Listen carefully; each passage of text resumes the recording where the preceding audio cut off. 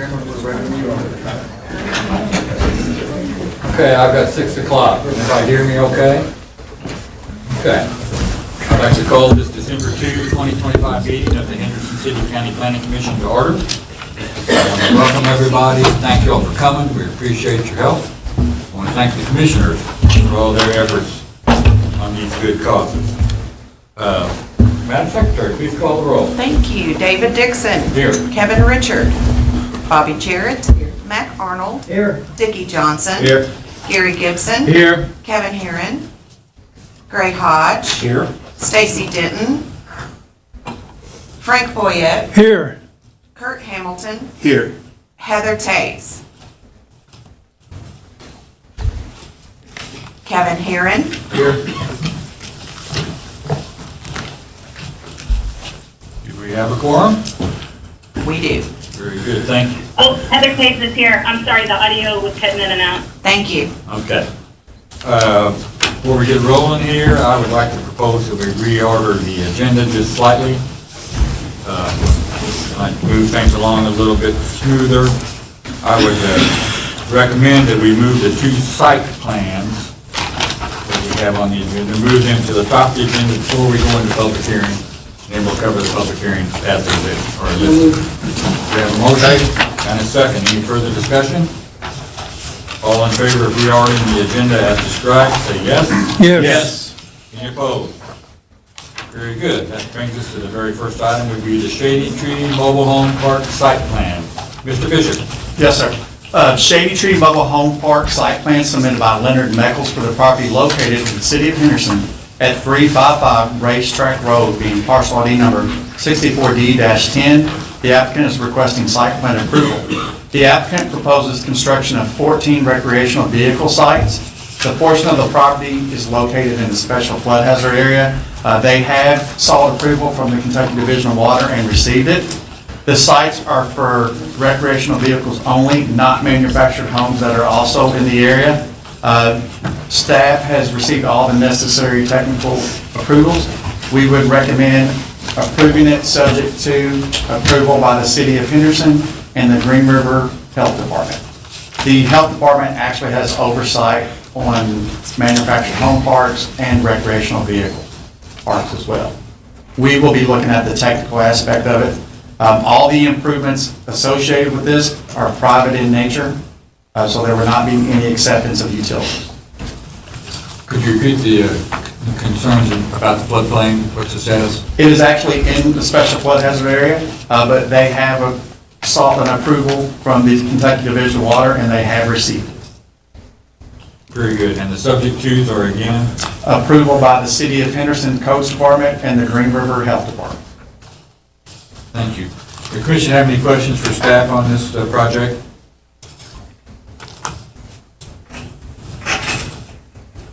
If we don't have any questions for staff, I'll entertain a motion in regard to this site plan. Mr. Chairman, I'll offer a motion that we approve the Shade Tree Mobile Home Park Site Plan submitted by Leonard Meckles for a property located in the city of Henderson at 355 Racetrack Road, PID number 64D-10, subject to approval from the Green River Health Department and the City of Henderson Codes Department. We have a motion and a second. Any further discussion? Madam Secretary, please call the roll. Bobby Jarrett. Yes. Mac Arnold. Yes. Dickie Johnson. Yes. Gary Gibson. Yes. Kevin Herron. Yes. Gray Hodge. Yes. Frank Boyette. Yes. Heather Tays. Yes. Kurt Hamilton. Yes. Very good. Motion passed. Next item is the Camille Court site plan, and I think that Mrs. Allen was going to help us with that tonight. Yes, thank you, Mr. Chairman. Camille Court site plan submitted by Mike Chambers for the property located in the city of Henderson at 2505 Highway 60 East, being parcel ID number 65A-14. The applicant is requesting site plan approval. Here you will see that it's zoned R2 there. The applicant is proposing 6 two-bedroom apartments, similar to those. I believe it's been 4 or 5 years now that we did the Cosby Corner, Cosby Drive, similar to those in nature to that development. Again, 6 of those, 2 bedrooms. There will be no bonding on this project. The encroachment permit is not necessary as the applicant is not changing any of the entrances as they exist. The technical advisors have reviewed and given approval on this project. The applicant has also received a conditional use permit through the City Board of Zoning and Adjustment. Being that it's an R2 zone, it does require a conditional use permit to do over 2 apartments, and his conditional use is up to 8, but as you can see on the site plan, he'll be doing 6. Very good. Any questions from the commission for staff on this project? What did you say the zone was? R2. If there are no questions, I'll entertain a motion in regard to the Camille Court site plan as presented. Mr. Chairman, I'd like to make a motion that we approve the Camille Court site plan submitted by Mike Chambers for the property located in the city of Henderson at 2505 Highway 60 East, PID number 65A-14. Second. Have a motion and a second. Any further discussion? Madam Secretary, please call the roll. Kurt Hamilton. Yes. Heather Taves. Yes. Frank Boyette. Yes. Stacy Denton. Yes. Greg Hodge. Yes. Kevin Herron. Yes. Gary Gibson. Yes. Dickie Johnson. Yes. Mac Arnold. Yes. Bobby Jarrett. Yes. Very good, motion passes.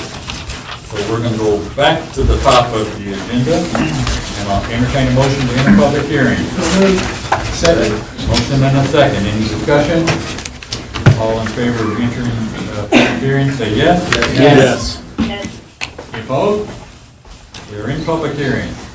First item of business is the approval of the minutes from November 4, 2025. I'll entertain a motion to approve as presented. So moved. Second. I have a motion and a second. Any further discussion? Very good. All in favor of approving the minutes, say yes. Yes. Any opposed? Minutes are approved. Next item, rezoning 1179. Mr. Bishop. Yes, sir. This is submitted by Justin and Brooklyn Stone for the property located in Henderson County at 8435 John Still Road, being parcel ID number 53-30.8, containing approximately 2.86 acres. The applicants have requested a zoning change map amendment from R1 to agricultural. The parcel was zoned R1 under rezoning number 854, which was Lot 6 of the Cayley Estate subdivision. At that point, the subdivision was anticipated to develop in a manner that would have one-family traditional stick-built houses. That has not been the case, and the applicant would like to install a double-wide manufactured home. They have also submitted for a conditional use permit to the Board of Zoning Adjustment, which I believe they go to later this month. We have prepared a motion and findings of fact, and staff recommends approval. And Mr. Chairman, if you'd like, when it's appropriate, I can read that into the record. Okay. Any questions for staff and the commission? There's a large shop on the property, isn't there? Currently, yes. What is that attached to? I mean, who does it serve? It served the existing residence that was there before. Oh, That okay. residence has been removed, so this would be replacing the residence that was there Gotcha, before. gotcha. Any other questions for staff? Do we have anybody here this evening that'd like to speak in favor of this rezoning? Would anybody like to offer a different opinion about this rezoning? Okay, I've got no one interested in addressing the matter. Any further questions from staff? Mr. Bishop, if you could go ahead and read this proposed motion and finding of fact, I think it might be appropriate. Yes, sir. Rezoning 1179 submitted by Justin and Brooklyn Stone for the property located in Henderson County at 8435 John Still Road, parcel ID number 51-30.8, containing approximately 2.86 acres. The applicants have requested a zoning change map amendment to rezone from R1 to Ag. I move that the Planning Commission recommend that the Henderson County Fiscal Court, the county, approve rezoning application 1179, changing the zoning classification from single-family residential R1 to agricultural district Ag for the subject property. I leave the motion open for other members of the Planning Commission to add findings of fact in support of this motion because, although the proposed rezoning is not in agreement with the future land use map of the comprehensive plan, the existing zoning is inappropriate, and the proposed zoning is appropriate because surrounding parcels are zoned in a similar nature. The parcel has adequate infrastructure for the development. There are other manufactured homes in the area. The rezoning will not negatively impact surrounding parcels. Okay. Thank you. Any other questions or comments from anybody? I'll entertain a motion in regard to rezoning 1179.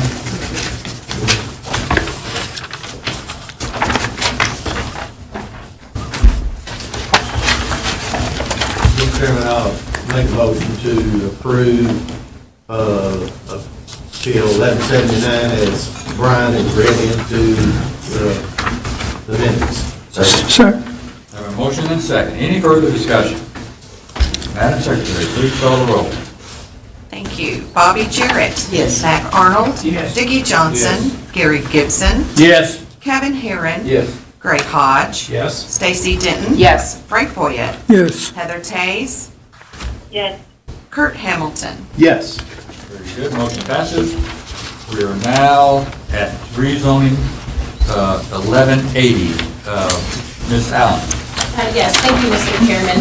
Rezoning 1180 submitted by Diversified Portfolio LLC, James Watson, member, W. Jeffrey Foreman, member, for the property located in the city of Henderson at 1000 North Elm Street, being parcel ID number 1-15-2-13, containing approximately 0.0163 acres. The applicants have requested a zoning change map amendment to rezone from residential to residential office.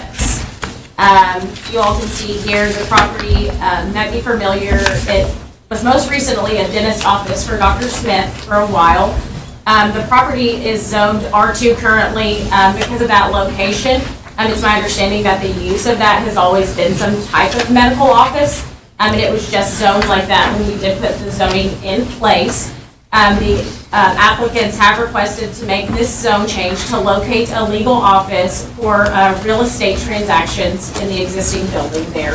The applicants are here if you would like to hear more from them, but I do have a motion and findings prepared to read into the record whenever you all are ready.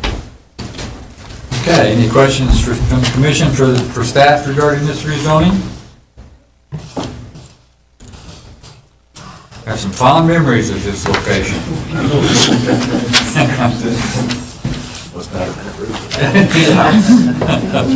Okay. Any questions for staff? Anyone here this evening would like to speak in favor of this rezoning? Mr. Chair, I'm Travis Holtree on behalf of the Diversified By Portfolio. all means, yes, sir. And Name, Travis Holtree, Holtrey. address, 530 Frederick Street, Owensboro, Kentucky. and do you promise to tell the truth, the whole truth, and nothing but the truth? I do. Very good, thank you. In the interest of everyone's time, we agree with the recommendation of the staff. Here to answer questions. We have plans to do some remodeling of the building so that future memories are better than the old memories. So we have It was fine. we do have our builder here if there's any questions. We also have one of the partners from Diversified Portfolio. If there's any specific questions, we'd entertain those, but otherwise we agree with the staff's recommendations and we look forward to being a part of this community. Okay, well, thank you, sir. Any questions for this gentleman? Anyone else like to speak in favor of this rezoning? Anyone have a different opinion they'd like to share, or maybe a question? Okay, very good. Thank you, sir. Thank you. No one else that would care to speak? If not, I'll entertain a motion in regard to rezoning 1180. Mr. Chairman, would you like Oh, me to yes, read? by all means. Yep. Let's hear the motion. Okay. Rezoning 1180 submitted by Diversified Portfolio LLC, James Watson, member, W. Jeffrey Foreman, member, for the property located in the city of Henderson at 1000 North Elm Street, being parcel ID number 1-15-2-13, containing approximately 0.0163 acres. The applicants have requested a zoning change map amendment to rezone from residential 2 to residential office. A proposed motion, I move that the Planning Commission recommend to the Henderson Board of Commissioners, the city, approve rezoning application 1180, changing the zoning classification from R2 to residential office, and I leave the motion open for other members of the Planning Commission to add findings of fact in support of this motion because The proposed rezoning is not in agreement with the future land use map for the comprehensive plan. However, the proposed use is in agreement with other elements of the current comprehensive plan. The proposed use and office will engage people in the downtown area. One of our top goals is engage the riverfront and downtown area. It will improve and promote the vitality and aesthetics of a highly visible street corner in the downtown area that transitions into a residential neighborhood, which fits under the balancing land uses goal number 1. The development promotes balanced use while providing expanded community services, which fits with improving community services goal number 2. Thank you. We've heard a proposed motion and findings of fact. Anyone else have any comments? I'll entertain a motion in regard to rezoning 1180. Mr. Chairman, I so move. Second. We have a motion to approve. Yes. Do we have a second? Seconded. Very good. Any further discussion? Excuse me, Madam Secretary, please call the roll. Thank you. Kurt Hamilton. Yes. Heather Tays. Yes.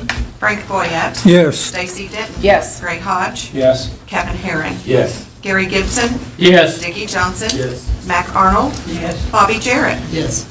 Motion passes. Thank you very much. The next item on the agenda is a notice of document intake. I'll give folks a second if they want to leave.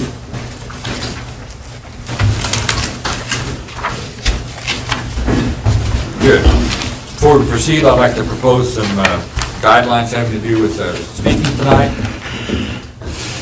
Session is a little bit unusual. I'll read this and ask for a motion and a vote. Wind energy document intake speaking rules. If the Henderson City County Planning Commission's regularly scheduled meeting for 6 p.m. on Tuesday, December 2, 2025 has not been concluded or adjourned sooner, it will stop at 9 p.m. This public hearing is for the sole and only purpose of allowing wind energy related documents to be entered into the Planning Commission record. It is not a question and answer session. Planning Commission members may ask questions of the presenters. Members of the general public may not. There will be other public hearings where questions from the public will be permitted. Presenters will be given 3 minutes to summarize and explain the document being entered into the Planning Commission record. The chairman will, and then I will ask now for a motion to approve these speaking rules. So moved.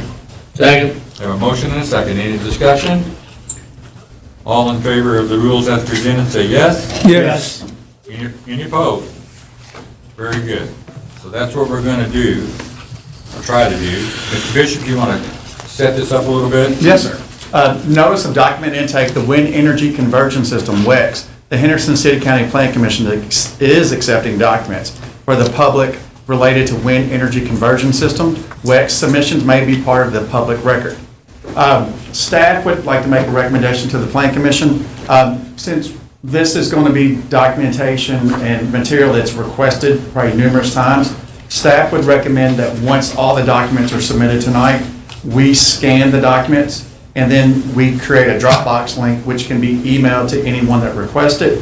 I think this would be a more efficient method than the general public having to come in and request hard copies, which is going to slow the process down and then hog resources such as time, making multiple copies, because at this point we don't know what documents we're getting.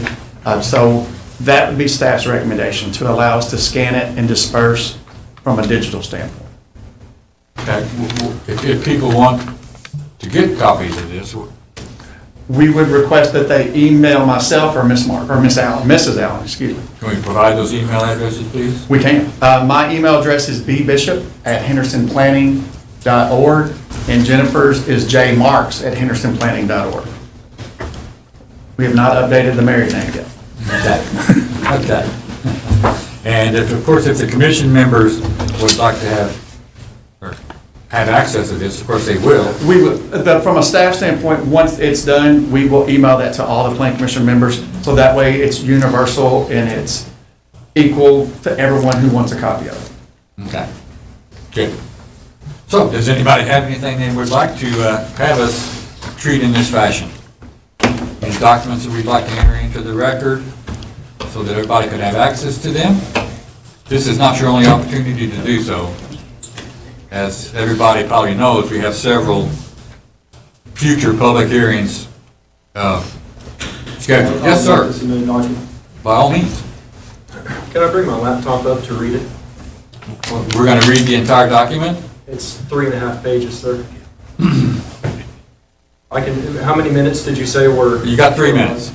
I'll do my best. Okay. Very good. You can have your laptop up by all means. Thank you. Please don't start my time until I start reading. Okay, that's fine.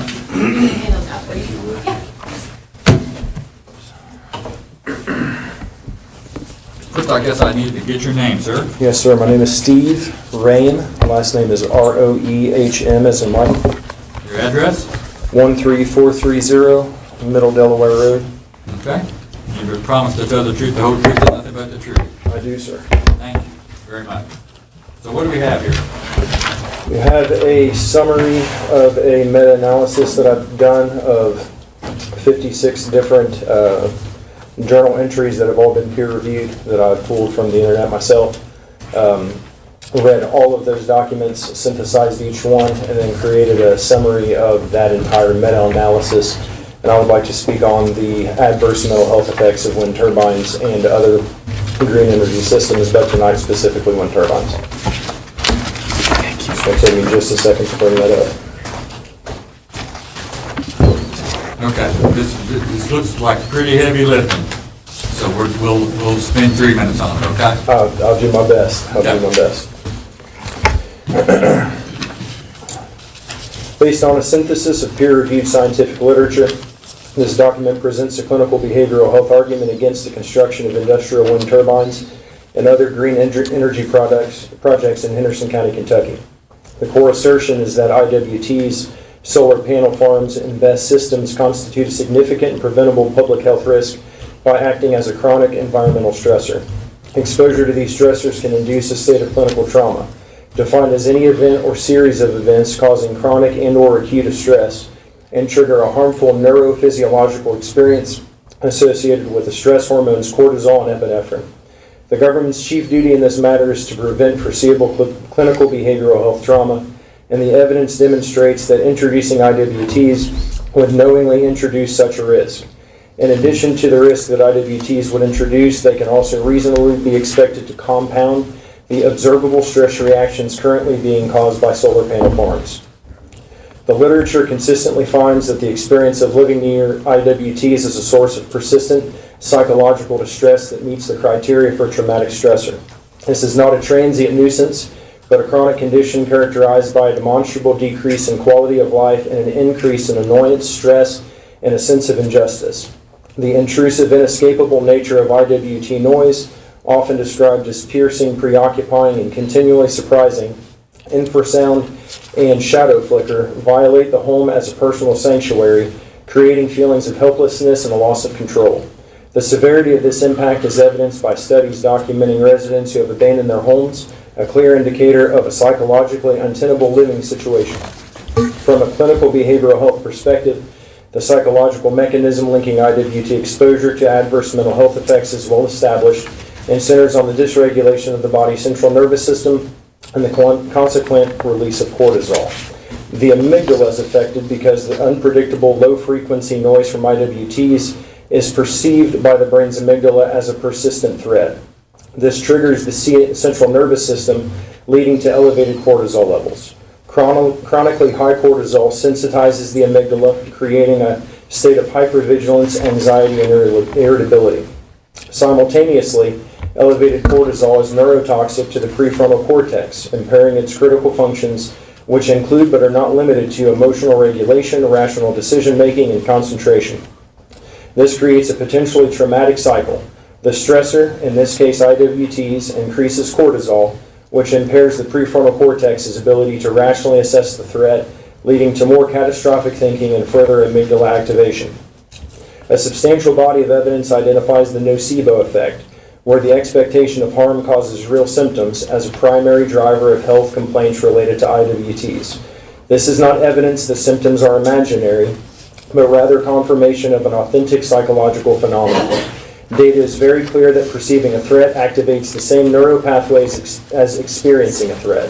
Perception indeed shapes reality. Excuse me, sir. Yes, sir. That was your 3 minutes. All right. Well, Can I possibly come up later if there's time?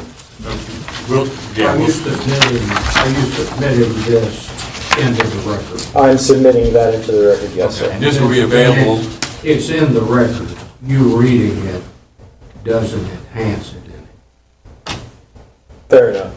I would appreciate the opportunity if possible, but if I don't have that opportunity, then I can see. We'll see how things go. I'm sorry, go ahead, sir. May I ask another question? By all means. You've cited a number of studies, articles, something or other. Are you submitting those? I absolutely can. I will do whatever I need to do in order to satisfy the It's not what body. you need to do, it's what you're wanting to do. So what I would prefer to do is I would prefer to submit all of those cited sources, as well as a larger study when it comes time to have the public hearing for the adverse health effects of industrial wind turbines. Mr. Chairman, can I ask a question and make a point? By all means. Make sure I understand. So are you asking that we just provide this document or download each one of these? I can provide each of those documents. That would be amazing. That would. At least the source documents. So I've got approximately 16 PDF files on my computer that those were sourced from. If you would, I'll give you my email address. Please send that to myself and Jennifer. Mm-hmm. And then, so that way they're included. It would save us a lot of time of having to go in and look. And the tentative schedule that we had talked about last month, the second item, which sounds like what you're interested in, is health and annoyance impact review. Yes. That is loosely scheduled for May 20th, 2026. I believe that's what the chairman was referring to, that there will be a more robust period to Understand. present. But Thank this would allow everybody here, anybody who requests it, Correct. you're going to have it available online and they're going Yes. to be able to get to see what we have here. So to clarify your question, there are, I could look and tell you specifically, I think there are 16 studies that I have downloaded.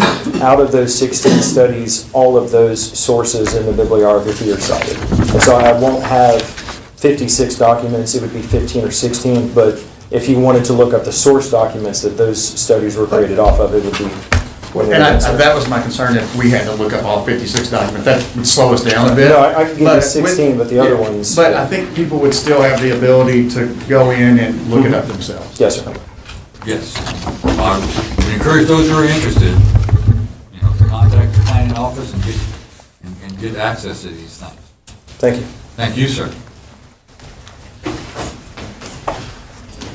Yes, sir. Good name, sir. My name is James Franks, address is 2301 Toy Ann Foston, and I simply have a question. I'm not here to submit First of all, documents. you promise to tell the truth, whole truth, and nothing but the truth. I do. Good. So for clarification, this gentleman is quote-unquote submitting documents for you to intake. At what point, if he's not able to finish that presentation, do you have the ability to ask questions of his presentation? How is that going to flow for this process, from my understanding, if you would? Mr. Chairman, you want me to jump in? Please. I think from a staff perspective, we anticipated a full-throated argument like that to be under number 2. Mm-hmm. The point of this meeting and this exercise was to get physical documents that could be shared so that everyone on the Plan Commission and everyone in the community is essentially reading from the same hymnal, so to speak. This was not ever meant to be public hearing, submit large substantial amounts of data, and then discuss. It was specifically collecting data, with those other items coming under the other proposed roughly 7 public hearings. Okay, so that I understand this clearly, just to recap, we're coming, you want us to dump the data, give you the information, and then you want us to step back, and at a later time, we're going to come back and discuss the data. Is that correct? Well, that would give us, it would give us an opportunity to digest it and form coherent questions. Okay. Mr. Franks, and I can elaborate. So the purpose of the compartmentalization of it was so that they're not inundated with all this information at once, because it's going to be very hard for them to keep up with it, which is why we wanted to collect the data, disperse so everyone could read as soon as they can, and then have that already, stored in the back of their brains for when we get into the actual meat and potatoes of the So process. when I bring you my version of what a Rides decided to bring to you, like he has 16 supportive documents that you brought up, how do we make sure that you are getting the information in the correct method so that you can digest it appropriately? That's the point of this. So, and that's why I suggested that it be scanned, all the documents will be of record and in the meeting tonight. Staff will take that, scan them, and then disperse out to anyone who wants it, the planning commission and the general public. But the purpose of tonight was to collect documents on them, not to have the vigorous debate that's probably coming. I understand. I feel like we're starting a process that may be flawed, and it's concerning to me, that's all. I don't want you to get a large amount of documents delivered to you, and then you have questions and you can't find, and then it's slow the process down later. That's my only concern. But if maybe I'm not understanding the process clearly enough. I think our intention is to provide more access to more information. Now, whether we're doing it in the right way, I guess time will tell. Yeah. Okay. All right, thank you. Thank you, sir.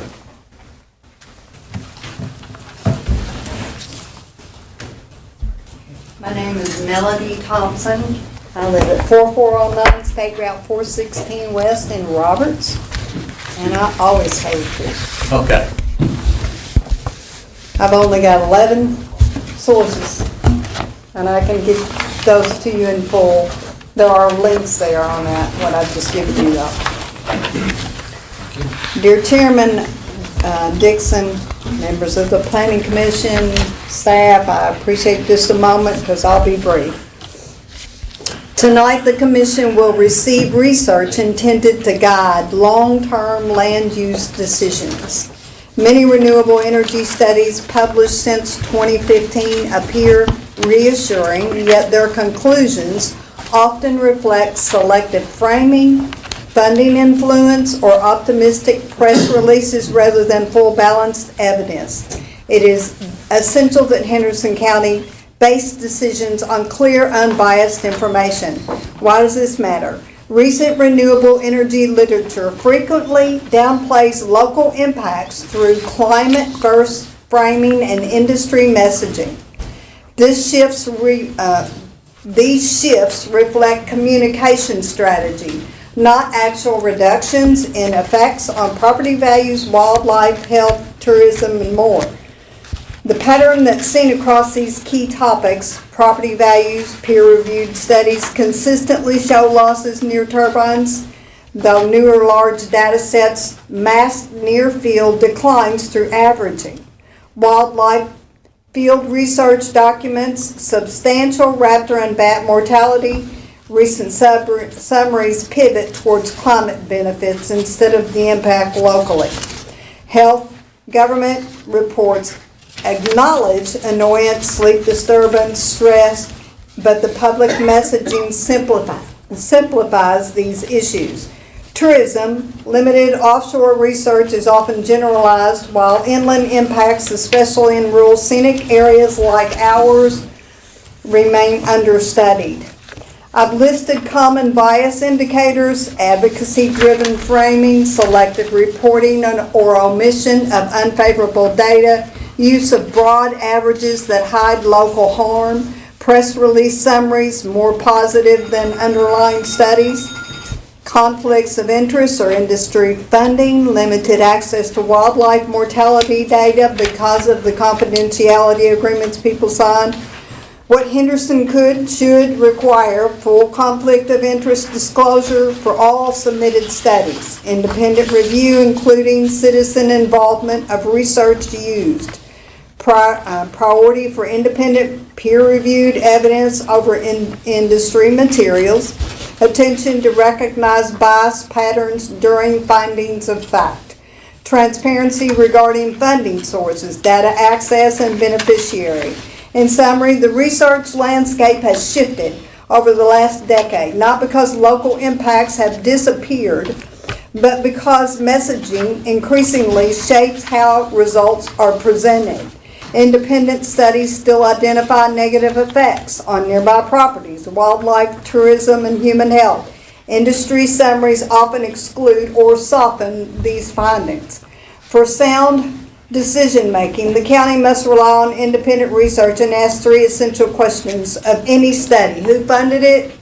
Who benefits from its conclusions? Are the data publicly accessible for verification?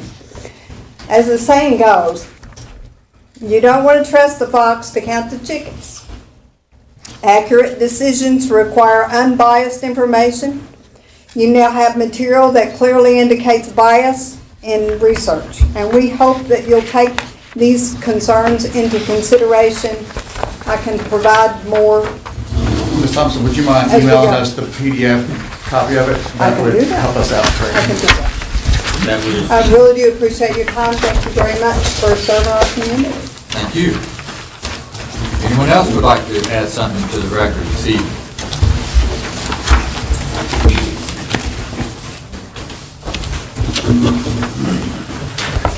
Need your name, sir? Ben Johnston, 7732 Basket Cemetery Road. You promise to tell the truth, the whole truth, and nothing but the truth. I most certainly do. Very good. I'll start with saying thank you for your service to this community. I know this is a difficult conversation, and a lot of energy and time will be spent as you make a decision. I don't have anything to submit tonight. I want to give 6 statements and then ask for direction or clarification of these things if I need to submit or how to move forward. Has there been consideration of hiring a neutral third-party consultant to help guide you as a committee through the process? A lot of moving parts here. It's going to get pretty fuzzy. So question number 1, I'm not expecting answers other than if I need to submit this officially, I will get it sent in. Consideration of third-party environmental study on the impacts of the wind turbine to our county and property owners. Third-party due diligence, financial, safety, environmental, and other applicable due diligences as to the long-term stability and history of a builder and/or operator of these systems. We obviously do due diligence when companies come to town and there's impacts. We want to make sure the long-term impacts, that's good. And I think that should also, part of that due diligence is the tax effects of some of these systems and the credits. Some type of protection for the road and county infrastructure, the cranes, the concrete trucks, equipment it takes to build these systems are not very kind to our roads, especially if it's wintertime construction and you've got freezing and thawing, and how are we made whole from that damage. And then understanding or looking at the impacts of the coal severance income stream that we have coming in and the coal reserves in this county and what impacts that this wind might have to those dollars that come into this county. So I don't, those are questions I have. If I need to formally submit those so they're in the records, I'll be more than happy to do that.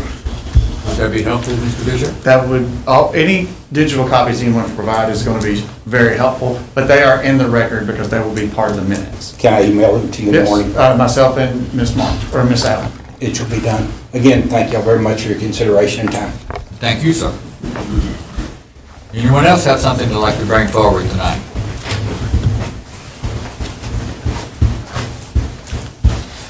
Your name, sir? David Baird. And address? 4630 North Pleasant Valley Road, Robert. You promise to tell the truth, whole truth, and nothing but the truth. I do. Thank you, sir. Following up on Ben's question about road damage, I've got I apologize, I didn't make your copies, you're going to have to make your own. I've got a copy of a road use and maintenance agreement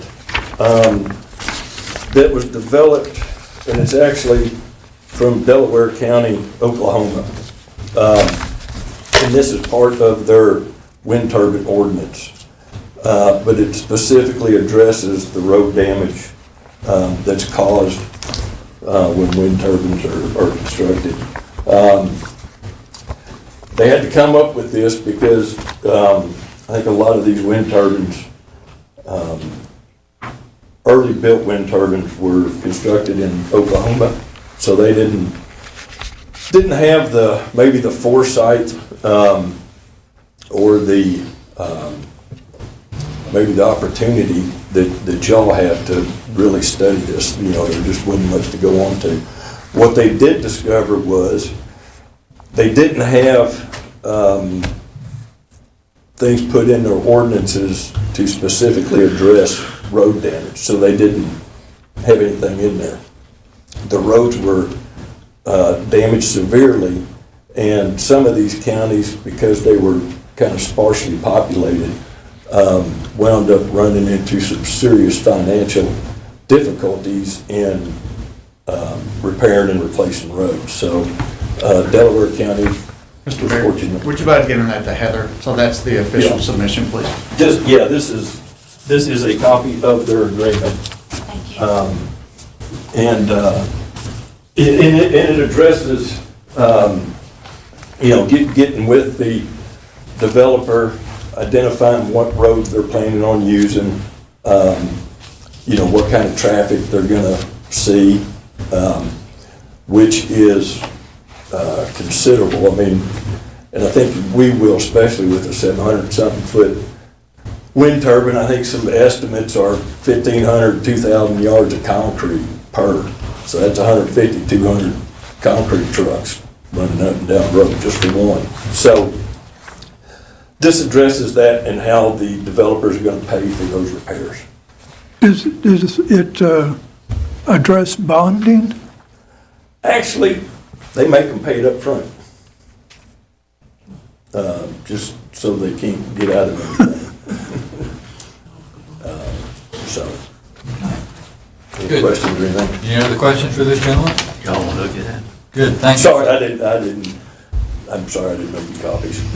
Well, that's okay. Look at it online. We'll have this online as well. Yes, we'll get it scanned in and read it. Yeah. Very good. Anyone else have something they'd like to present tonight?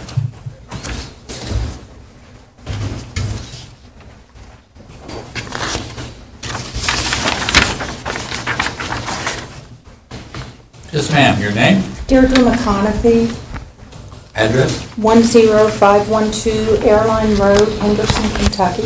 And you promise to tell the truth, the whole truth, and nothing but the truth? Yes, sir. Very good. Thank you. I brought you an article that I will submit tonight, and I want to offer it to you because I have reviewed it, and I use it as a case study. My concern is not so much with the substance of this article, although that's interesting too, but I want to empathize and do whatever I can to support your commission in the task that you're undertaking, because it is a horrendous task. You're going to be asked to perform at a level that PhDs and engineers and medical doctors, and you're going to review conflicting articles. Some will say no problem here, and the next one will say big problem. And so you're going to try and reconcile some really technical, difficult things. I have a career in academics, and I was trained to do this. If I can in any way immodestly be a resource or help anyone individually or as in a workshop to do so, I would readily do that. What I brought you is an article that was given to me, it was sent to me. I asked for it at the Cordelio meet and greet held recently, and fortunately this fellow Peter Gray sent it to me. Very quickly, the title says Attitudes of U.S. Wind Turbine Neighbors, Analysis of a Nationwide Survey, and in the highlight it says that positive attitudes towards wind turbines outweigh negative by a 7-to-1 ratio, which sounds really good. But I have to tell you, you must do the work to really look at these articles, because as you dive into the article, I won't drag you through it, as you know I could, and that is to say, for example, you have to look at the methodology, for example. So in this study, they were looking at turbines that are half the height of what are proposed in Henderson County. That would make a big difference. The survey of residents that gave answers about their attitudes self-selected, and those residents came in after the turbines were built. Well, maybe they had a better attitude about it because they got cheaper house prices. You think? Maybe. So, in the spirit of my 3 minutes, and I probably only got about maybe one out, in their conclusions, they also admit that they did not include survey or attitudes from failed projects. So it is a very biased sample, and so the headline doesn't tell the full story until you look at how the survey was done. Now, this is from a peer-reviewed journal, and they did own to these deficiencies in the scope of their study. So what I'm here asking is to use this as a case study. I would be glad to go into more depth on it, but to say you have to do it with depth and see what's there and what isn't there and why it's there. Very good, thank you. Can we get Would you mind giving that to Heather? Can we get a digital copy of this? Oh, and I included the cover letter from Mr. Ray, Okay. just to show that it came from Cordelia. Okay, and you can provide a digital version. We will have a digital when we scan it, but Okay, yeah. anything anyone can share would be greatly appreciated. Okay. I'll see, Brian. It will be scanned. Yeah, It's digital that way. Right. We can convert it to a digital copy that everybody can see. Very good, thank you. Thank you. Anybody else have something they'd like to bring forward tonight?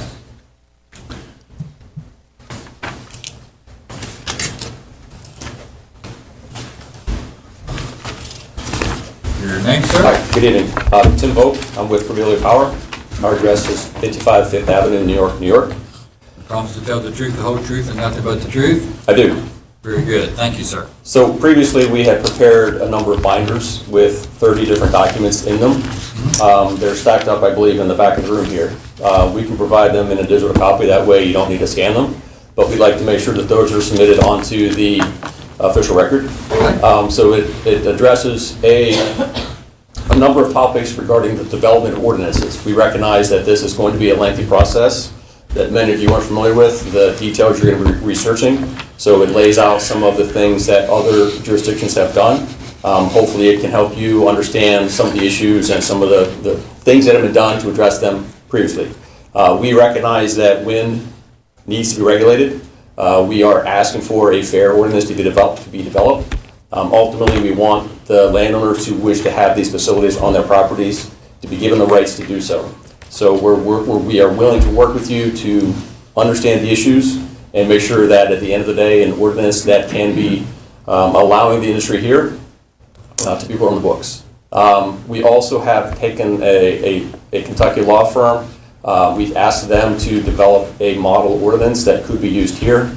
Knowing that there's not a lot of wind development in the Kentucky region, we asked for something that could be put into your ordinance very consistent with other ordinances that have recently been adopted so that the application process, review, and approvals could be laid out in a logical fashion. So that document is also in the binder. So I think in total we've got 30 documents in here. So we ask that all of them be added to the record. I will provide email to both of you as well. Yep. Thank you. Very good, thank you, sir. Mr. Chairman, and Yes. as he discussed, the hard copies are there. I think if the Plan Commission wants to choose how they take that, that's up to them. The hard copies are available now that they're officially submitted. And then if there's any left over from a Plan Commission staff standpoint, I think it would be welcome to the public as well. Okay.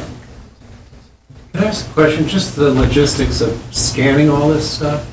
Are you going to organize it, or are you just going to scan it, put it in a folder and say, have at it? Our plan is to organize. So theoretically, one document that was just referenced, that would be in a Dropbox. The one that Ms. Thompson or Mrs. Thompson put, that would be a separate document.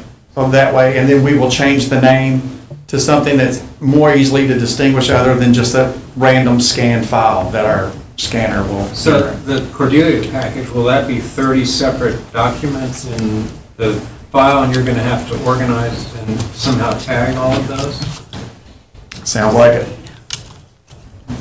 So the only comment I would make is your request that they submit a PDF document is great because that's searchable, and if it's just scanned, it's not. So for us, again, it's a whole lot easier. Yes, exactly. And with the actual PDF document, that makes it so much easier for us, and it makes it easier for you guys to actually word search and look for certain sections if you want. But we're on the same page, I think. Oh, yeah. Other questions? Anyone else have something they'd like to bring forward tonight? I think we're off to a good start here, folks, actually. Nothing else tonight? I would encourage everyone to, there'll be other opportunities. I think we're kind of playing catch up here a little bit. I think there's been a lot of this material available that has not been officially put onto the record that we've accomplished tonight. So that's a good thing at least. Anyone have anything they'd like to add? Yes, ma'am. I do have one question. Your name, please? Shannon Hill.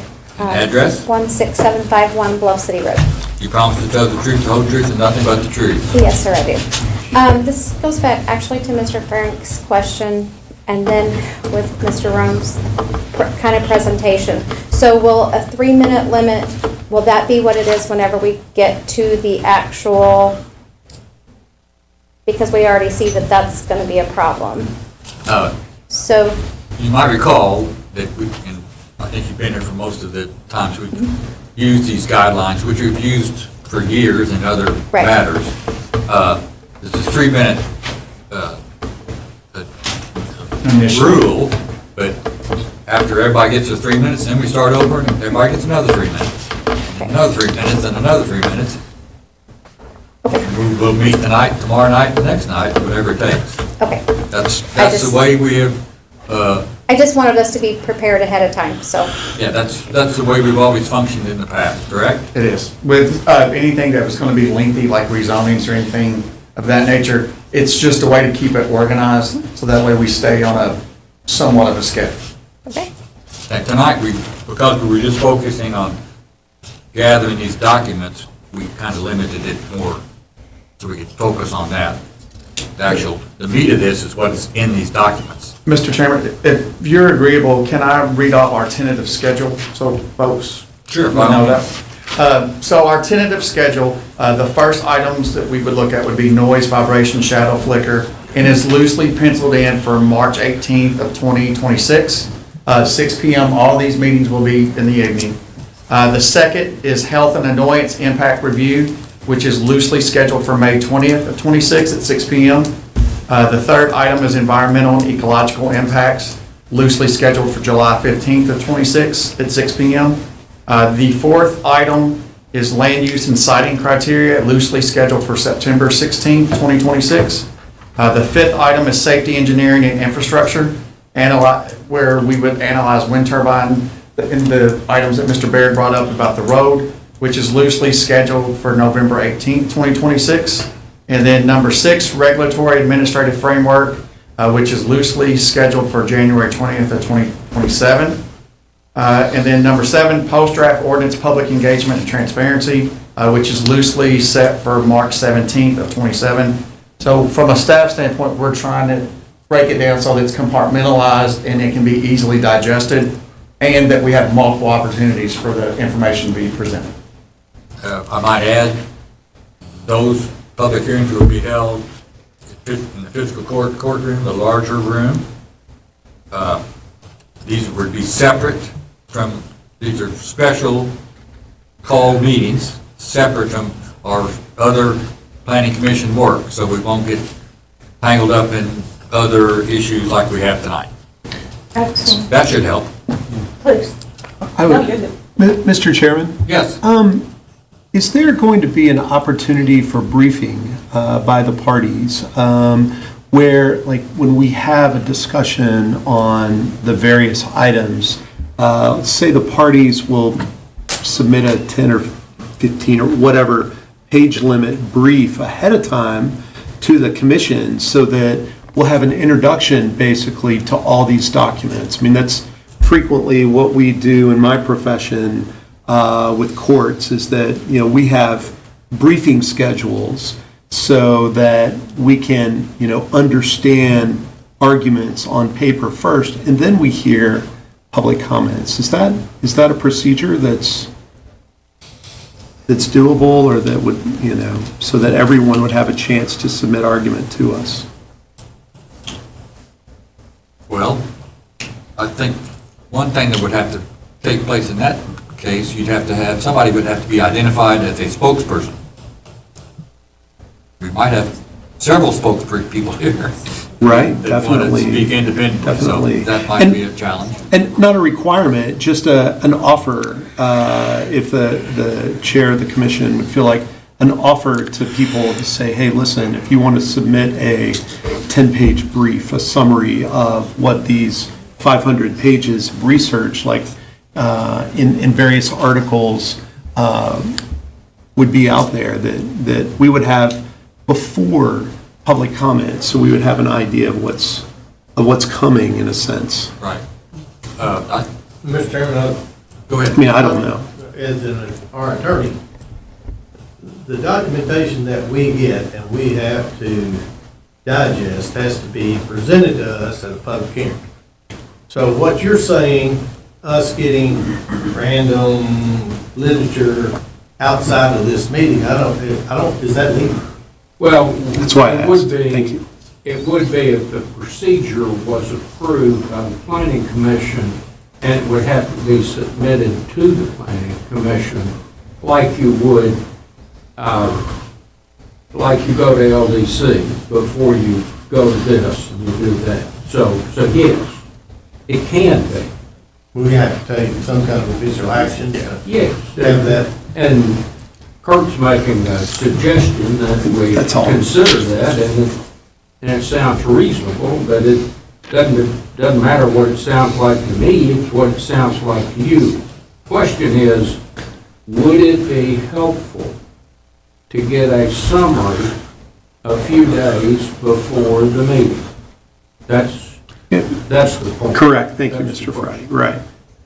And if so, then we need to develop some rules of when you submit it and how many pages, and Kurt could get involved. And the first And hearing. anybody else Sorry. wants to. I'm sorry. The first hearing of this nature, what was the schedule again? Yeah, March 18th, roughly. Okay. So we have some time, we could chew on this a little bit and decide if we want to do it, and what, I'm more concerned actually of what the process would be.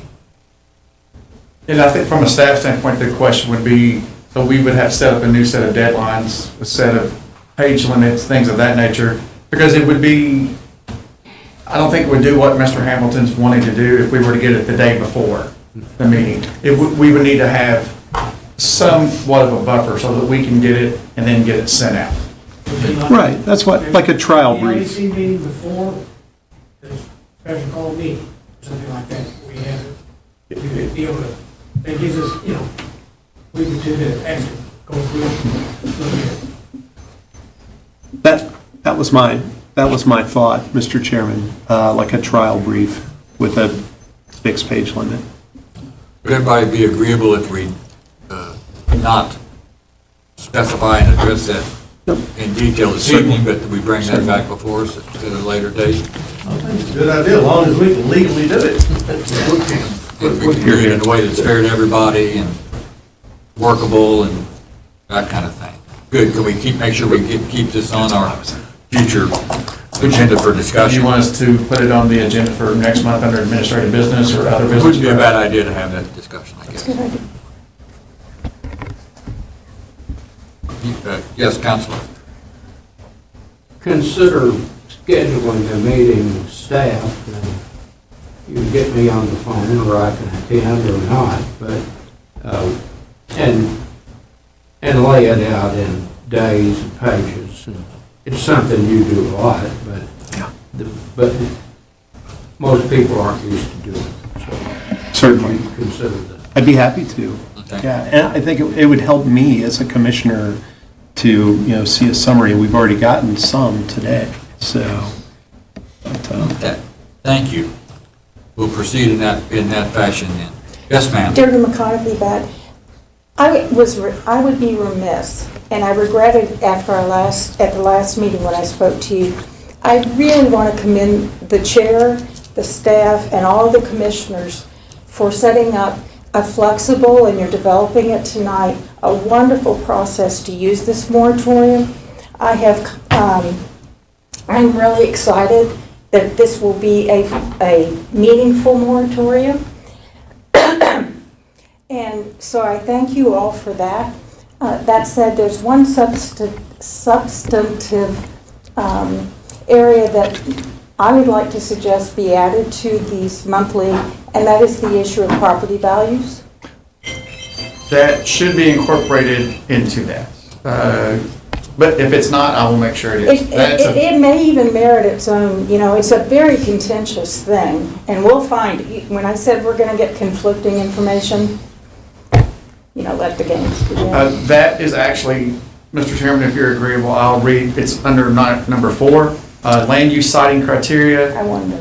Determine where wind energy conversion systems, WECs, should be permitted and under what conditions. Study zoning suitability, minimum parcel sizes, turbine density, setback distances, height limits, and compatibility with existing land uses and property value effects.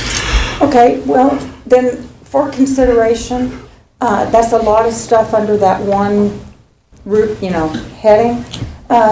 Maybe property valuation and view shed, because that's a very big issue with wind turbines. As a separate meeting? It could be their separate topic. I like the process being flexible to consider. I was going to ask if, when we talk about organizing this material that's been presented, is there a way to organize it based on that schedule and those groupings of subject matter? That's certainly something to consider, and I think I've mentioned this a few times. We're learning as we go in this. We've never done anything like this, but I think that would be something that would fit with our plan of trying to compartmentalize and digest. I think that's going to go what the Commissioner Hodge said. It's going to be very important how we sort it that way. Okay. Good. Really off the wall question, but is all this in the budget for the plan commission? Talking about a lot of time or something.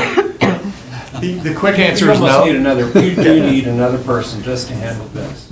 Well, the quick answer is no. And I think a lot of folks are aware that the fiscal court has agreed to pay for the third-party experts that were to come in. But a large part of what we're going to do with our increased costs with legal and printing is not budgeted. I'm going to go ahead and use this as an opportunity to tell the Planning Commission, budget's probably not going to look as good next year as far as the excess revenue that we typically have. It's probably going to be stretched.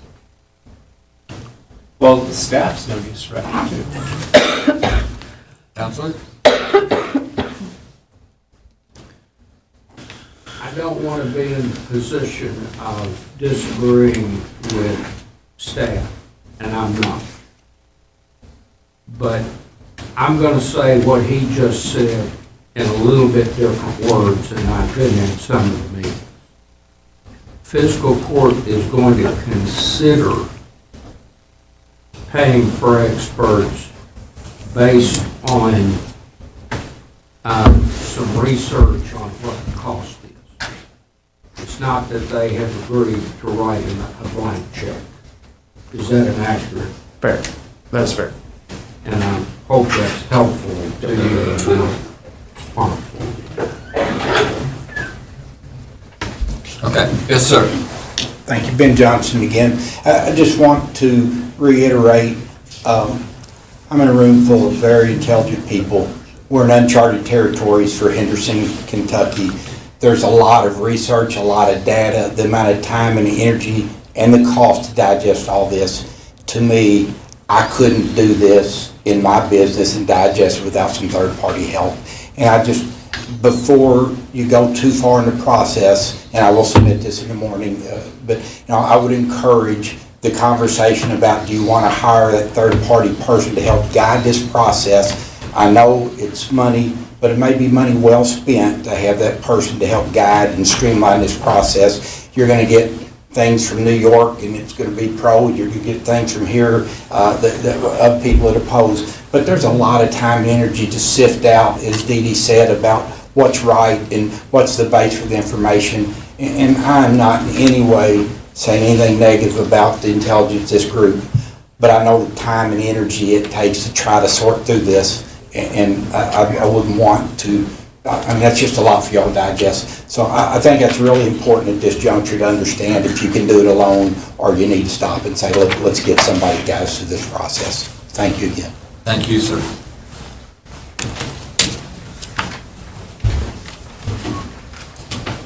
Yes, ma'am. Shannon Hill again. So one issue that was brought up in fiscal court was permit fees, and there was a cap put on permit fees.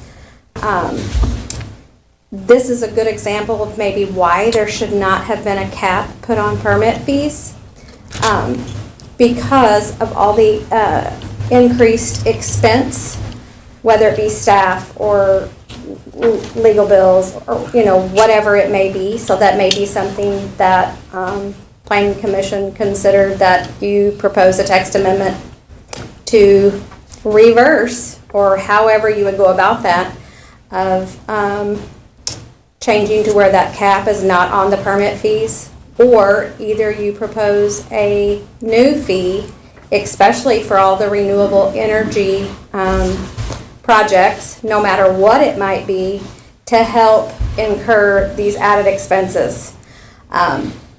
I do not see how Mr. Tassa does his job. The one man in the office, he has no secretary, he has no administrative help, he has no, I mean, you go to his office, I've tried to go and meet with him, it's like he's there from 8 to 9, and then he's there from 10 to 11, and then he's there from 1 to 3. Well, I mean, when he's in the office, he needs to be in the field, and when he's in the field, he needs to be in the office with no help.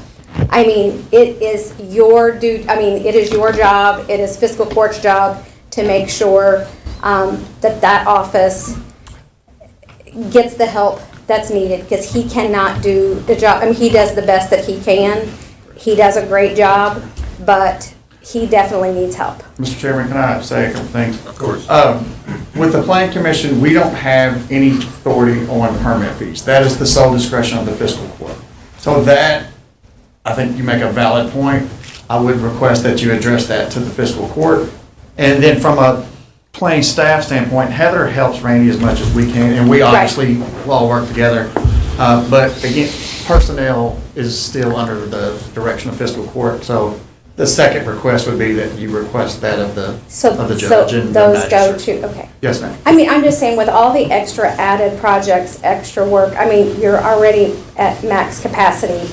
I mean, and then you add all of this extra stuff. I mean, I just don't see how they're Yeah, I they're had able to Randy's do it. job for 9 years. I know very well the stress. Anyway, okay, so I will make those requests at fiscal court. So then I guess how would that process work? I mean, then they would originate something and then send to planning? Well, from our side, we don't have anything to do with that. Okay. Personnel's under their umbrella, and fees are under their umbrella. That is their sole discretion. So if they was to maybe create a new fee that would help cover some of this administrative expenses, that would be something that originates also, or? It depends. So if it's something that they're wanting to originate under their existing permit schedule that they want to edit, sole discretion. If it's something that's included in the zoning text, then yes, it would be part of this. And I would probably cite the cell tower section of the zoning ordinance, because it has a fee associated with that in the zoning ordinance that is separate than the building permit. So they're two separate issues. Okay, so that would be something that's done on this end? Depends on the part. If it's a fee for the review of turbines as they were to come in, right? Yes, part of the zoning ordinance. Fee changes for building permits or anything up until that, fiscal court. Okay. All right. Sorry, it's a little muddy there. That's okay. Thank you. Thank you, ma'am. Yes, sir. Still Steve Rain, still tell the truth. Really just have a couple of questions. The first one I think is for council.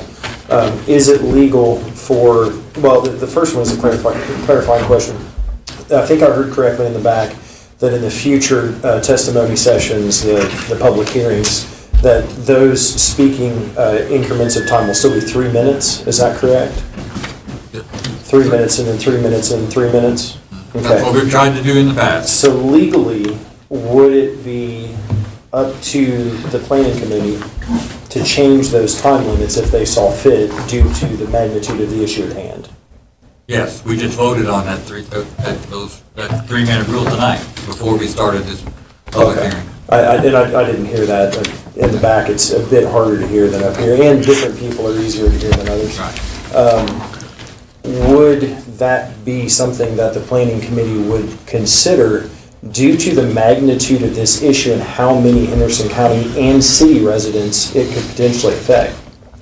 These industrial wind turbines are proposed to be somewhere around 700 feet tall.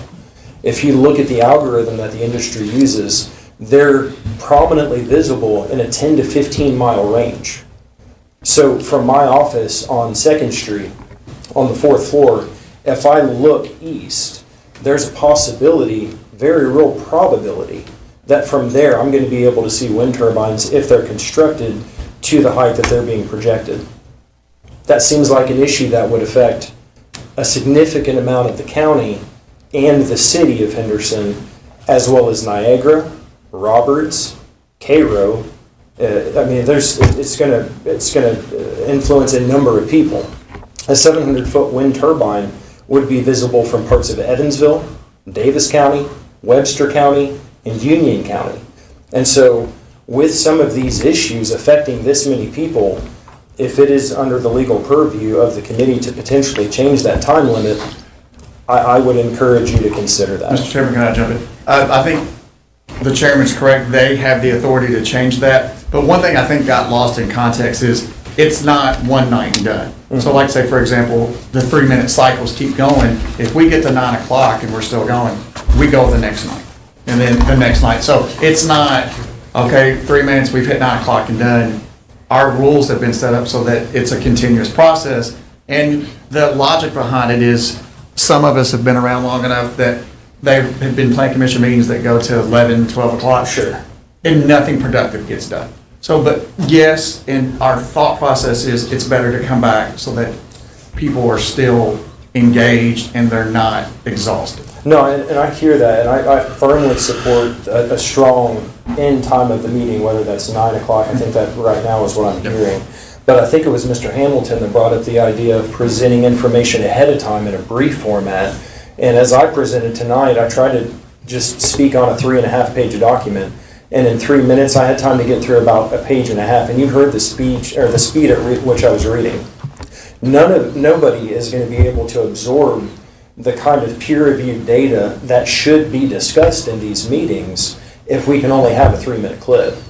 And what would happen in our standard guidelines would be you'd have 3 minutes, someone else would have 3 minutes, someone else would have 3 minutes, someone else would have 3 minutes, and then you get another 3 minutes. And we keep going that way. Are you requesting, say, 5 minutes, 6 minutes? I feel like 5 minutes, 6 minutes would be significantly more appropriate. Okay. I'm not advocating for anything more than that, because then you get lost in the sauce and you get somebody that comes up here and 15 minutes later you've got 3 people asleep and 4 people are on their phones, and that's not productive either.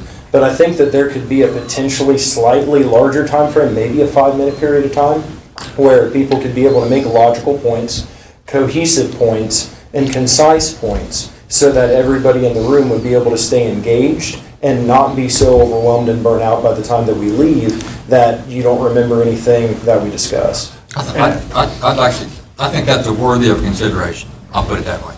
And to your original question, yes, they have the ability to do that. Okay. Thank you. Thank you, sir. Mr. Chairman, quick question. I recall several years ago during the golf course discussion that there were different time limitations on council or a chosen representative for one side or the other. Is that still in place? Because that could sort of truncate a lot of the discussion. Of course, that wasn't Right. I didn't know if that was a general rule or... The quick answer is yes, that has been our standard practice, is that lawyers go first and they don't have a time limit. And then we would start with, so yes, that is something we have done pretty standardly. Right, that's what I recall. Thank you. I would think that would be in the recommendation going forward, too. Yes, ma'am. Have a quick question. Melody Thompson, still honest. Has there been other research that has been submitted prior to tonight to the office through whatever means that was not brought forward tonight? And if so, how is that going to be handled? So from a staff standpoint, the answer is no. We have not dispersed anything that was given to us. So for example, like the binders that you see over there, I think 3 were dropped off at the office. We have not shared that with the Plan Commission because we wanted it to be equal and universally accepted by everybody. So the Plan Commission, from a staff standpoint, has not seen that or any other documents. So what about prior to tonight? If someone were to give it to the Plan Commission without our knowledge, I can't say that did or didn't happen, but from a staff, we have not provided anything because we wanted everything to be fair and accessible by everybody. Thank you. Yes, sir. Dave Baird again. Earlier, the fine gentleman from Cordelio, when he's talking about his submittals, mentioned he's submitting an example of a ordinance. So I just wanted to get my example of an ordinance submitted for the record. Okay. Mine was not prepared by a team of attorneys. I wrote it while I was sitting right over there. But I think you'll find its beauty is in its simplicity. And I'd like to see that entered. It just calls for a prohibition. Yes.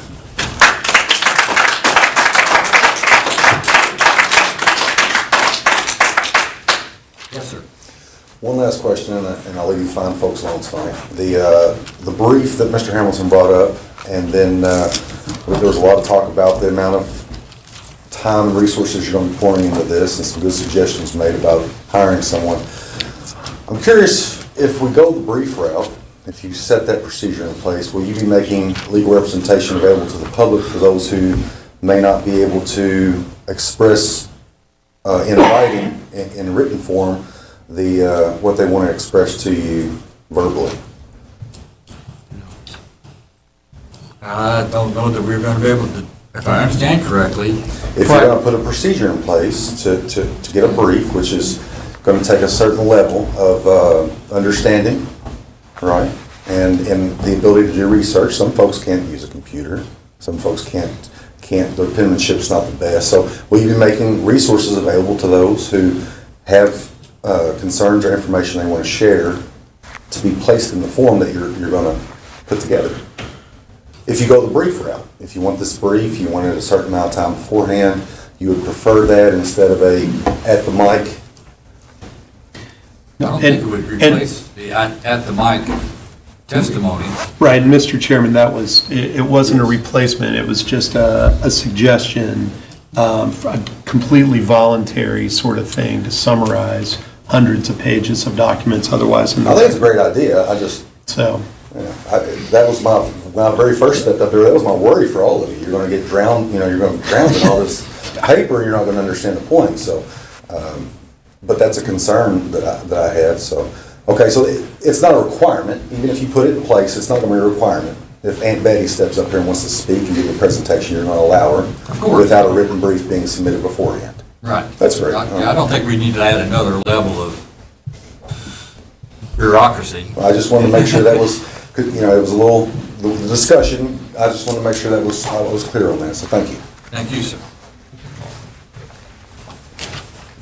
Yes, ma'am, your name Lisa Laval, and address? 16475, State Route 136 East. You promise to tell the truth, the whole truth, and nothing but the truth? I did. Very good, thank you, ma'am. Go ahead. I had a question, and I'm going to expound on what Mr. Franks just said, because when he started talking, I thought, oh, that was my question, and it's about the brief. At the last commission meeting, we were all educated on what we can and can't do outside of the meetings, correct? If we start with the briefs and you all are given documents outside of the meeting, will those documents be entered into the record as official documents? And will those briefs be able to be made public prior? Mr. Chairman, from a staff standpoint, I believe the answer is yes. If it's provided to us to provide to the Planning Commission, we can provide that to the public as well. And that was the thought process behind using the digital Dropbox, is a way to easily share the information back and forth. Again, we're still learning on this, but I think from a staff standpoint, yes, we would be more than happy to share that.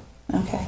So that would not be within that, I mean, the way I understood the last meeting, the public is not to come to a board member to discuss the project.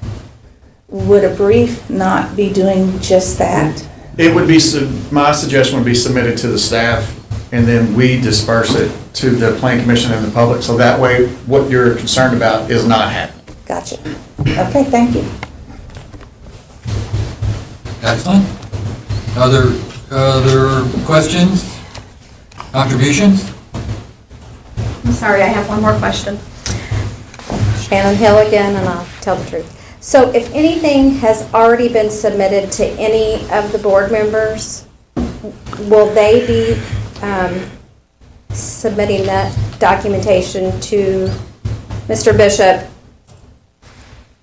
I mean, I don't know that anyone has received anything, but if anyone has received anything personally, or any research that they want to submit for record, is that going to be turned over to Mr. Bishop for the public to see? Any thoughts? Are you asking like if I research something, Yeah, so like if you gain knowledge? yes, if you research something and gain knowledge, that's gonna, like, you already know like what your answer would be or how you're gonna lean one way or the other.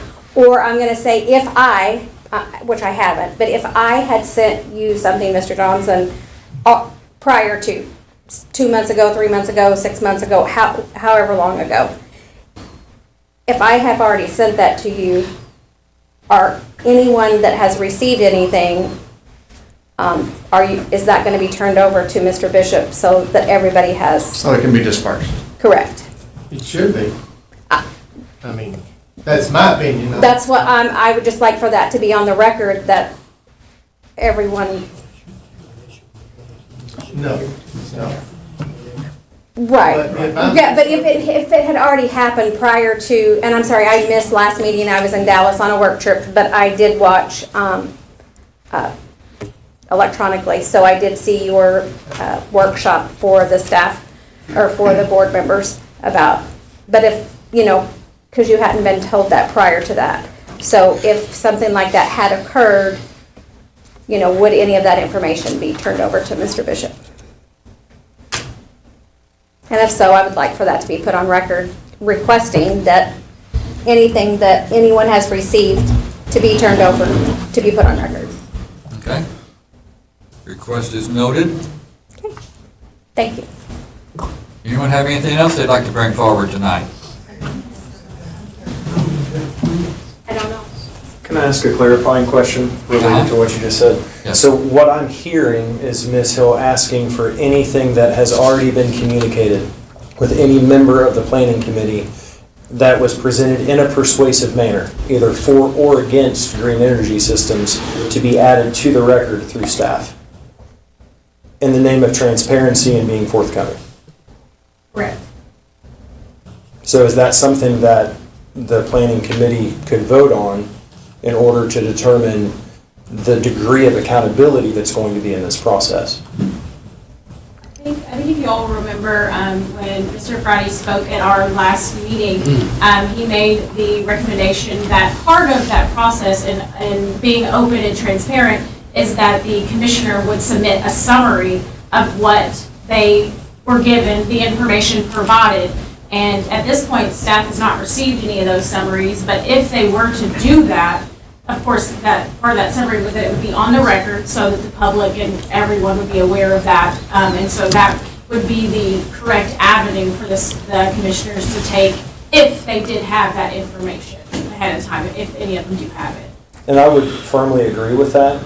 I would ask the committee to consider taking it a step further, because if any of us were to submit just a summary of what our opinion is, you would ask for the supporting documents. And so if anyone involved in the process is allowed to only submit a summary and not the source documents that would also create that summary, then it reduces the accountability and the transparency in the process. It would also erode trust from everybody that's sitting in this room right now, and also for other people that are not here. So again, in the name of transparency, in the name of accountability, and in the name of trust in the process, what I would ask the committee to consider is any documents that would lead to those summaries, let those be entered into the record for all eyes to see as well. Emails, things that have been dropped off at offices, text messages if possible. If we're talking about a potential transformation of the entire county. A potential transformation of the entire county warrants that level of transparency, in my opinion. That's what I would encourage the committee to consider. Thank you, sir. Mr. Chairman, from a staff, I feel like I'm a broken record. I'm sorry, and that would be not just communication starting at the last meeting when that was discussed by council, but all previous communication. Two things. One, if the Plan Commission staff has provided any summaries or anything like, we absolutely have no problem with sharing that. And then the Freedom of Information Act requests that have been done in the past and can still be done will cover emails, texts, and anything of that nature. So there is an avenue for that, for the transparency that you requested, and is a great idea. But there are avenues in place for that. The Plan Commission don't necessarily have to just say, yes, we're going to do that. Does that make sense? It does. So, would you care to come? Yes. So if, say, someone was to request all information, I don't know how to say that technically correct, but say someone was able to request that and then they obtain that information, then would it then be given to staff to be added to the record? Because if not, it would be that sole individual's property, but it wouldn't necessarily be disseminated to the planning committee.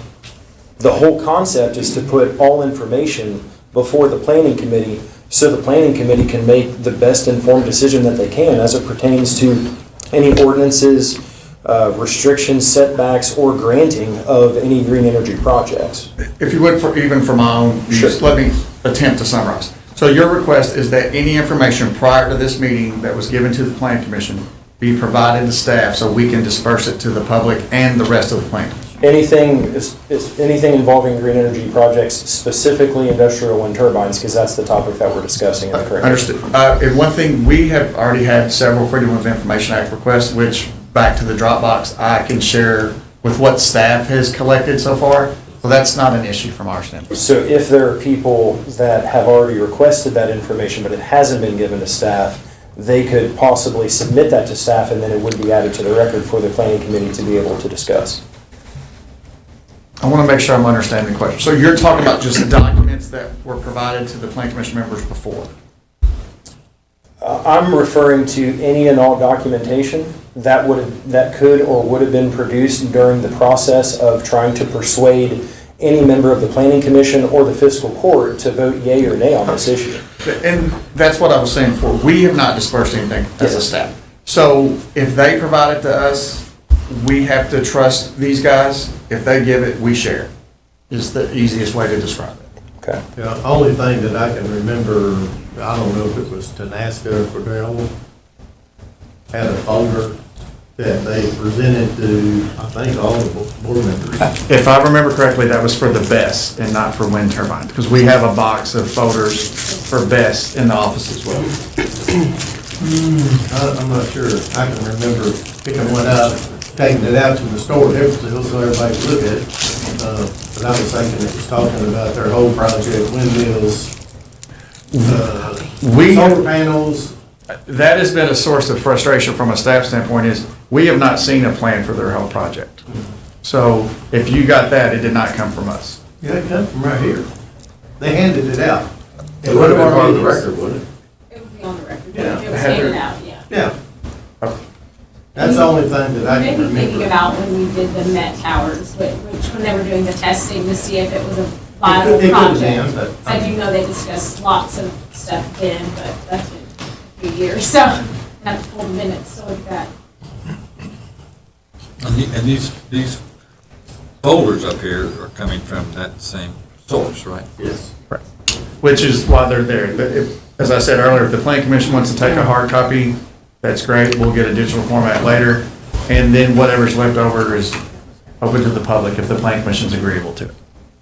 I've got no problem with that, as long as the commissioners get what they need.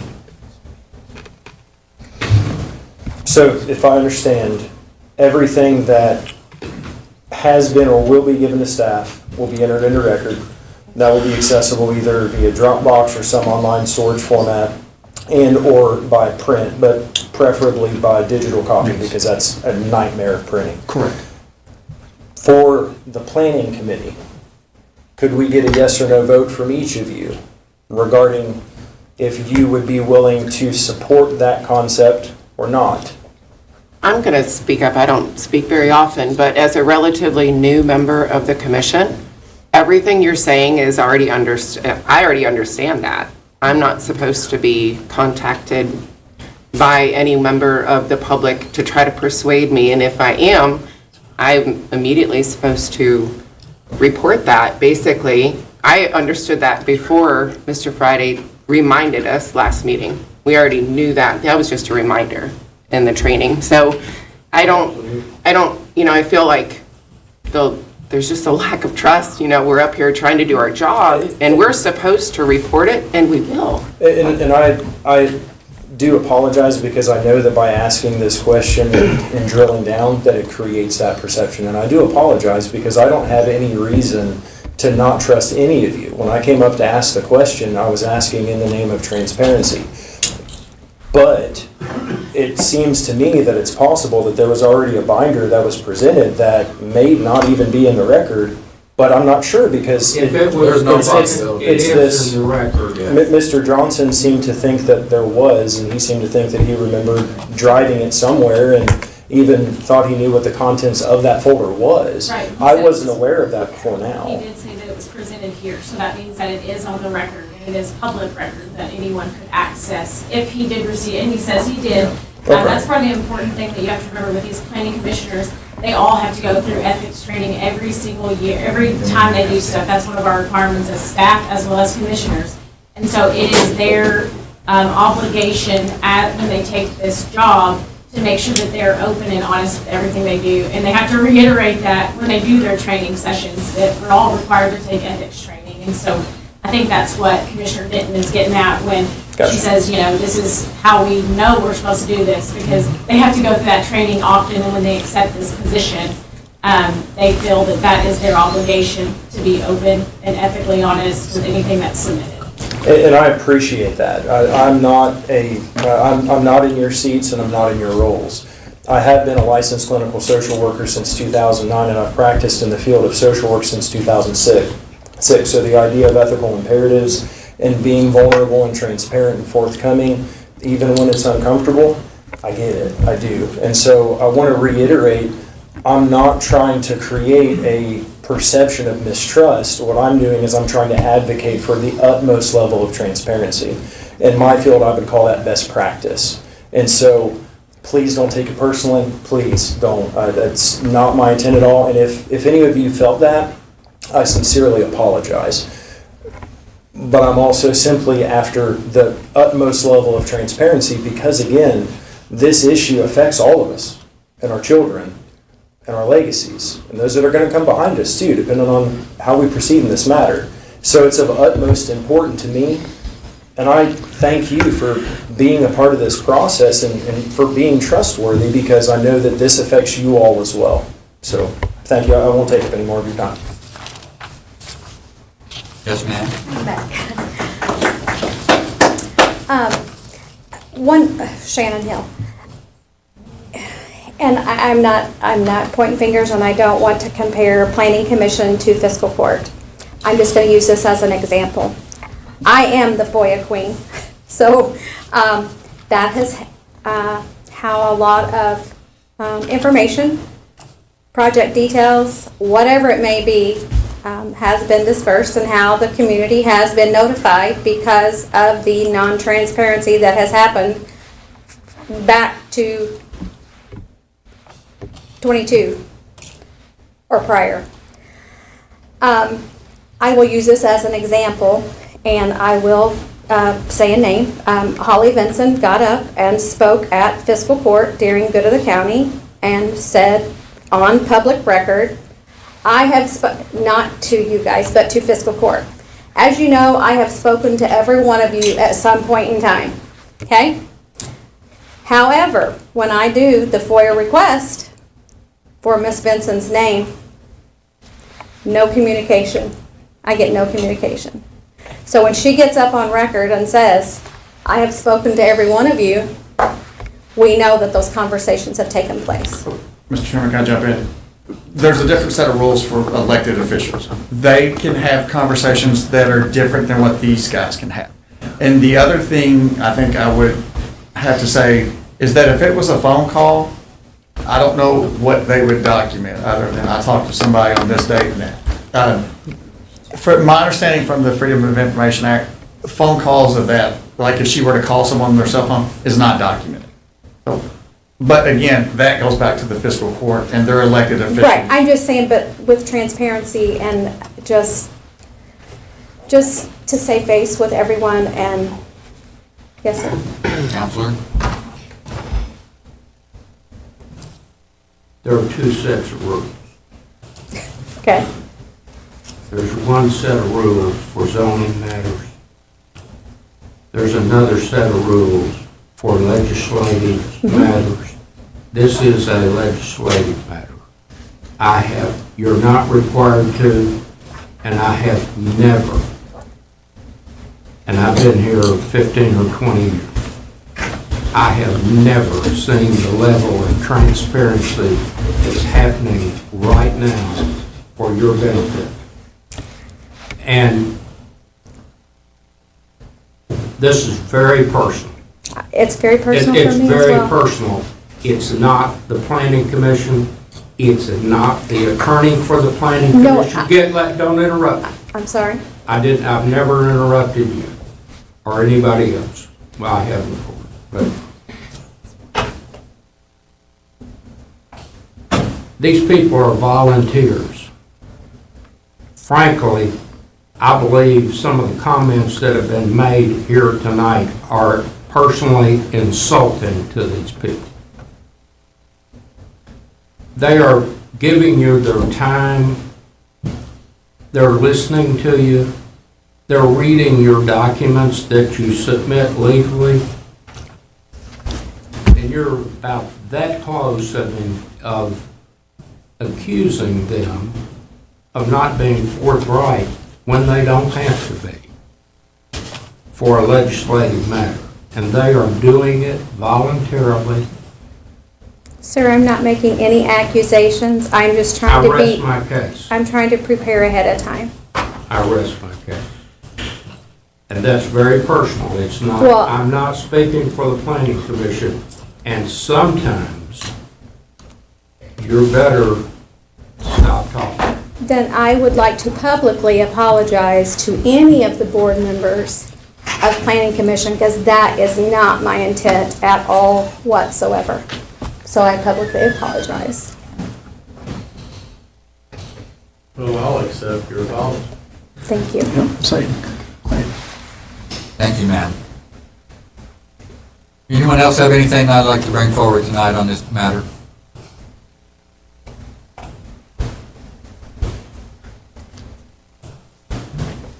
Let's take a minute and just think and make sure we don't want to bring anything else forward tonight, okay? We do have some other matters on the agenda before we can wrap up. But I want to make sure that if there's anything else to be shared tonight, shared. We're in the early stages of this process.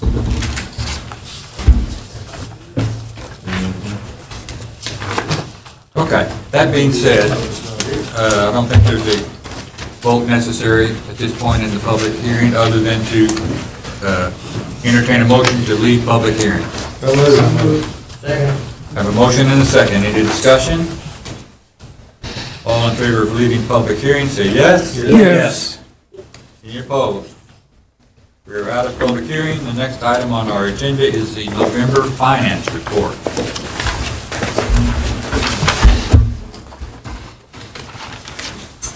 Thank you, Mr. Chairman. Yes, Ms. Thompson, please. Yes, that's fine. In front of you are the November financial reports. We are 5 months into the fiscal year, and we're at 46% of budget. And I'm here to answer any questions you may have. That's doing pretty good, isn't it? I think it's impressive. Well, I don't know that we're going to continue doing great, but I got my fingers crossed that this all will work out, but I think this would be where we put the pin in and circle back. yeah, you're probably right. Just looking for a line item on copy costs. Any questions for staff and the commission concerning the finance report? I'll entertain a motion in regard to approving the finance report as presented. Mr. Chairman, I'll offer a motion that we approve the November finance report. Second.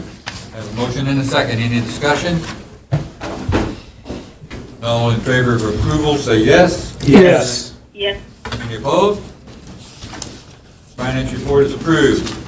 Next item is the bond report. Ms. Allen. Thank you, Mr. Chairman. We've got one item on there. It's Balmoral Development. As you know, you see this pretty regularly every year, but the recommendation is that we extend the bond for 1 year. 4 of the 14 lots have now been completed, and 1 is currently under construction. Any questions for staff concerning the bond report? Mr. Chairman, I make a motion to accept the bond report as submitted. Have a motion and a second. Any discussion? All in favor of approving the bond report, say yes. Yes. Any opposed? Bond report is approved. Thank you. The next item is, let's see, we've got some administrative business concerning the training session that we included in our last meeting. And that's so we get credit for it? That's right. Yes. Madam Secretary, would you like to explain what's going on there? You'll get an hour for our training session provided by Tommy Joe at our last meeting. And the Plan Commission votes to approve that, so that's what the request is current. Okay. I'll entertain a motion in regard to approving the training session. Have a motion and a second. Any further discussion?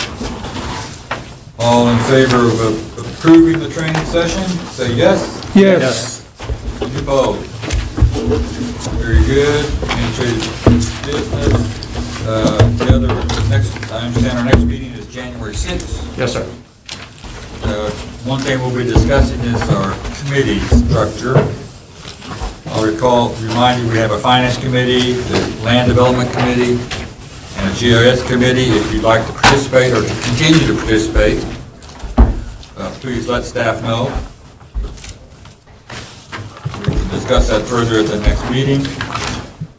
Anybody have anything else they'd like to bring forward tonight? I'd like to thank Tommy Joe for stepping in and speaking up on our behalf. I think you were spot on, and I appreciate it personally. Thank you. Second that. Okay. Thank you very much. Anybody have anything else?